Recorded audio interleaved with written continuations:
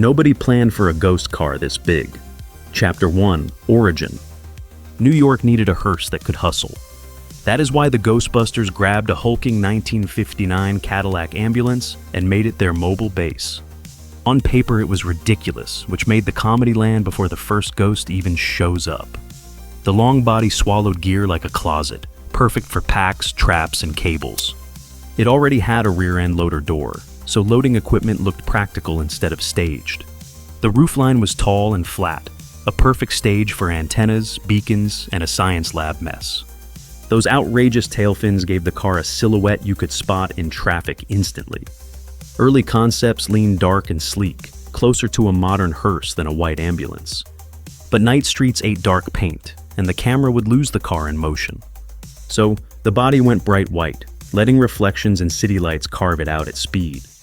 Stephen Dane drew the hardware like a real response rig, not a toy, and kept it believable. The roof array mixed mundane parts with weird shapes, suggesting purpose without explaining everything.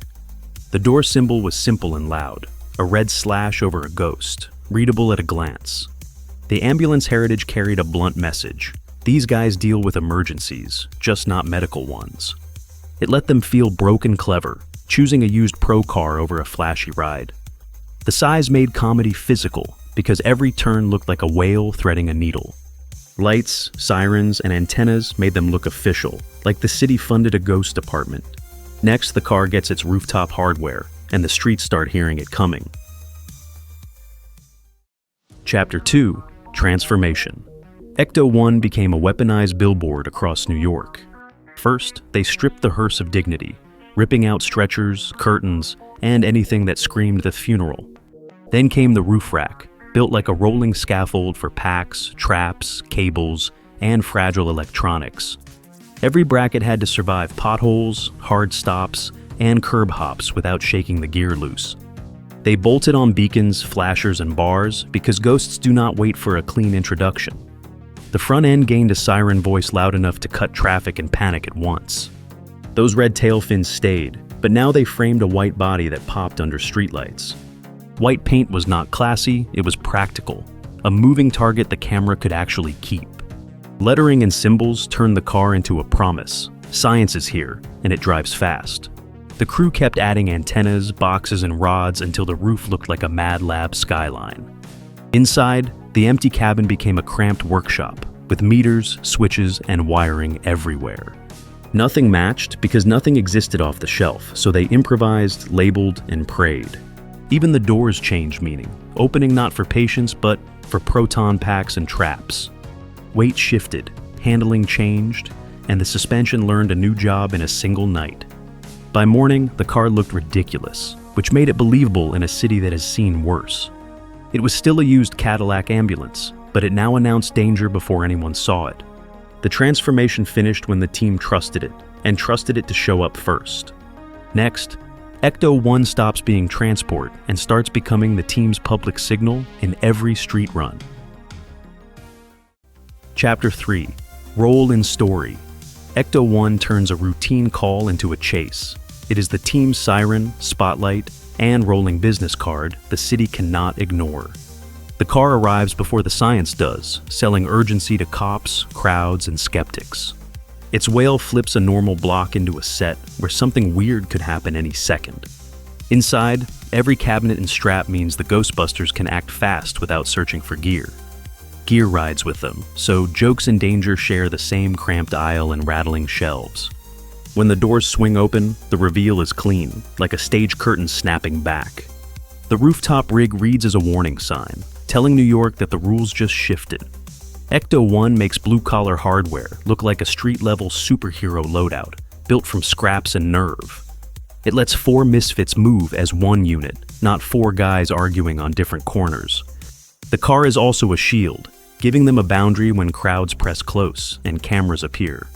It creates entrances that feel earned, because you hear it, then the street reacts, then it lands. The white body pops in night rain, so action stays readable while everything else turns to blur. Those red fins cut through traffic like arrows, guiding your eye through chaos and spray. In a story about unseen threats, it is the loudest object in frame on purpose. Even parked, it tells you the Ghostbusters are working, improvising, and slightly ahead of the law. It carries the city's mood, switching from comedy to crisis the moment it pulls up. Next, the fan myths around Ecto-1 get messy, and the real reasons are stranger than rumors. Chapter 4. Fan Myths and Misconceptions. Ecto-1's myths spread faster than its siren. Many call it a hearse, but it started life as an ambulance-based combo coach. Fans picture a spotless white hero, yet the movie car was weathered, dented, and tired. Some swear it was one single vehicle, but productions used multiple cars for different stunts. The roof rack looks improvised, but its clutter was staged to read on camera in motion. People assume the siren gave them authority, yet most of the power was pure confidence. There is a myth that Ecto-1 is fast when its long body makes quick turns tricky. The door logo gets treated like a badge, but it is marketing, not government permission. Online diagrams add secret weapons everywhere, yet the film mostly shows lights, antennas, and storage. Fans argue over exact paint codes, while the screen look changes with lighting, rain, and grime. Another misconception is a fully built interior lab, but many shots use detachable set pieces. The ladder and tail fins feel like superhero kit, yet they are stock design doing free storytelling. Some fans merge Ecto-1 with the later Ecto-1A, mixing upgrades that were never together. License plate debates get heated because props change and replicas often copy different moments. The biggest myth is that the car is supernatural when it is just a loud, convincing stage. What made Ecto-1 feel real was repetition, every arrival reinforcing the brand before any ghost. And once fans start filling gaps, the car grows new parts in the imagination overnight. Up next is the set chaos that nearly broke Ecto-1 and the hacks that saved it. Chapter 5. Chaos Behind the Scenes. Keeping Ecto-1 alive was its own stunt. Under the paint, it was an aging ambulance, and every shoot day started with a checklist. Props piled onto the roof rack, turning balance into a problem the camera never had to solve. Wiring for beacons and sirens fought the car's original electrics, so fixes happened between takes. When one light died, the crew swapped parts fast, because continuity cares about what flashes.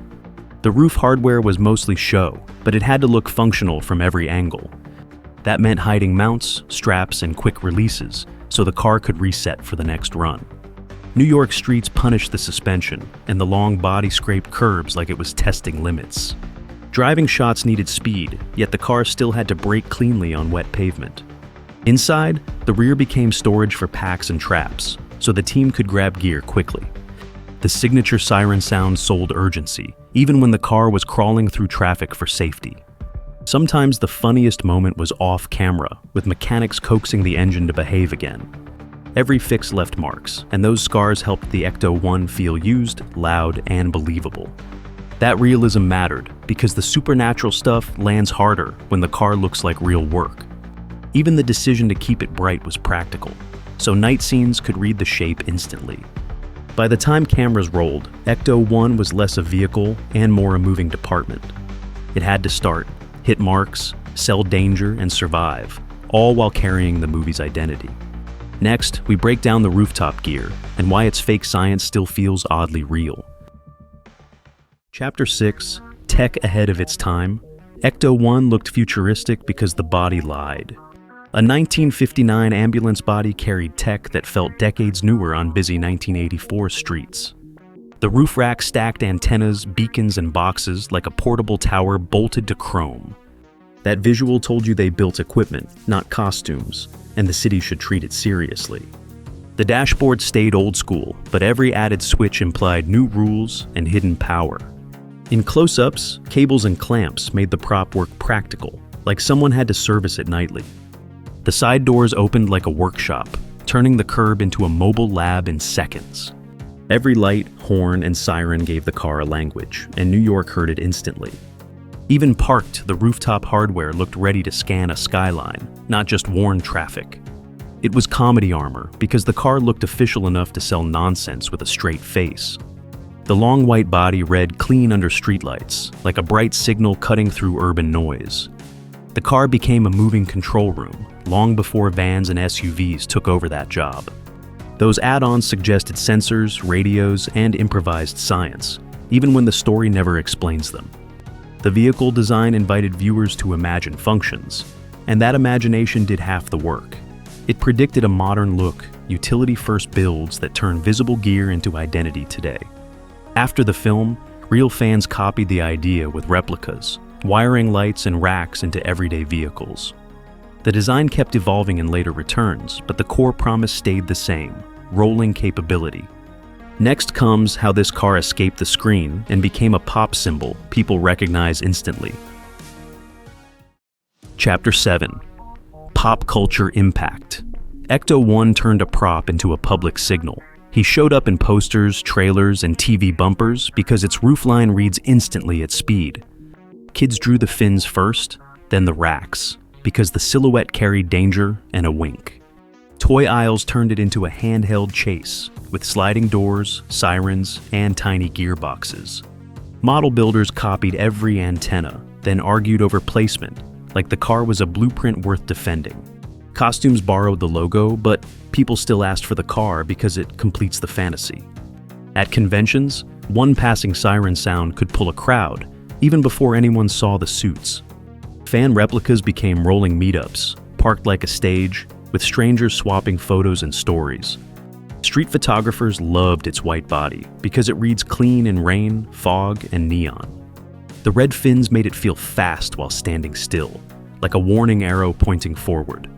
Car shows treated it like working equipment, with doors open and cables visible, not precious display chrome. Comedy skits used it as shorthand for chaos, because one glimpse promises alarms and messy heroics. Even people who skipped the movie recognized it, because its design works like a drivable logo. Video games and cartoons kept borrowing the look, turning that roof rack into a universal science gadget. Every reboot and sequel had to answer one question: does the car still feel dangerous and funny? Merch went wide, but the core stayed simple: a tired ambulance wearing confidence and homemade tech. Years later, it still gets waves in traffic because the city remembers the siren as a promise. Next, watch how the spotlight faded, then returned, and why comebacks change what Ecto-1 proved. Chapter 8. Rise, Fall, and Rebirth. Ecto-1 disappeared, then returned with new scars. Studios parked it under lights, and suddenly an ambulance looked like a superhero vehicle. After the first run, the city moved on, but the siren memory stayed in people's heads. Without constant screen time, the gear started to feel like a costume waiting in storage. On the next outing, the car came back louder, with extra lights and a sharper, busier silhouette. Fans argued over every new bracket, because tiny changes can break a memory that feels personal. Then the franchise cooled, and Ecto-1 became a parked ghost of its own job. Replicas kept rolling anyway, showing up at parades, firehouses, and conventions like moving hometown myths. Restorers chased the right roof rack angles, not for accuracy, but for the feeling. For years, it lived more in photos than streets, a symbol with no new chase scenes. When a new generation finally found it, the body looked tired, but the outline still read instantly. Bringing it back meant dents, rust, and awkward repairs, because revival is never clean. Each fix became a story beat, and the car earned its age instead of hiding it. The new films treated Ecto-1 like a character, arriving late, then stealing the whole frame. Old fans heard the familiar siren and felt 16 again, while newcomers learned the rules fast. That rebirth proved a weird truth, that an old ambulance can outlive fashions and formats. Every return adds another layer, so the car stops being one prop and becomes a shared timeline. Next comes the legacy, where every replica, model, and memory keeps Ecto-1 driving without a call. Chapter 9. Legacy. New York heard it, then the world copied it. Ecto-1 turned a beat-up ambulance shell into a moving signal that outlived its first case. The roof rack became shorthand for science, even when the story changed and the city moved on. Kids drew the fins and ladder before the people, because the silhouette carried the whole promise. Toy makers chased that outline for decades, shrinking the chaos into plastic lights, doors, and tiny gear. Video games and cartoons kept the siren alive, letting players drive the fantasy instead of watching. At conventions, one passing whale still pivots heads before costumes appear, like the sound owns the room. Fans built replicas to an obsessive standard, arguing over antennas, beacons, and the exact spacing of boxes. Those builds became rolling meetups, parked like stages for photos, stories, and repair tips traded in whispers. The car's charm stayed imperfect, a tired hearse ambulance hybrid, wearing homemade tech that looks earned, not sleek. That scrappy look made it believable, because the gear feels bolted on by people, not a factory. Behind the scenes, studios kept the real cars in rotation, swapping bodies as old metal gave up. Sony restored one screen-used Ecto-1 for promotion, proving the prop could survive its own neglect. New films brought it back with dents and dust, treating the car like a character with memory. Even outside the movies, charities and crews use it as a magnet, raising money and smiles fast. The base Cadillac was rare, so every surviving chassis became a treasure for builders hunting parts. That is legacy in metal, a vehicle that keeps gathering strangers into the same grin.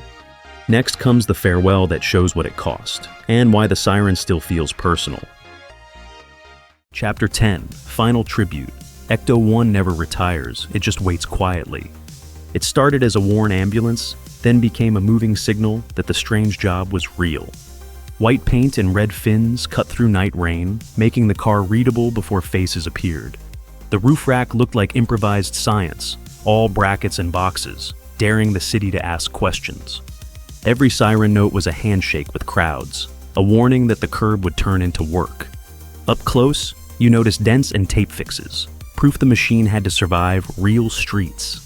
Inside, it felt less like a car and more like a rolling closet for tools. That mix of ambulance dignity and homemade hardware gave the team credibility without a single spoken line. Fans learned its silhouette the way you learn a friend's knock, instantly, even from far away. Replica builders chase tiny brackets and antenna angles because memory feels fragile when details shift. When the franchise went quiet, the car did not vanish. It lingered in garages and dreams. Rust stains and faded stickers made it look honest, like it kept fighting after the cameras left. Later, returns added lights and sharper clutter, but the heart stayed the same, white hearse gone rogue. You can track the era by the gear on its roof, yet the mission always reads instantly. In photos, it pulls people into frame because standing near it feels like joining a crew.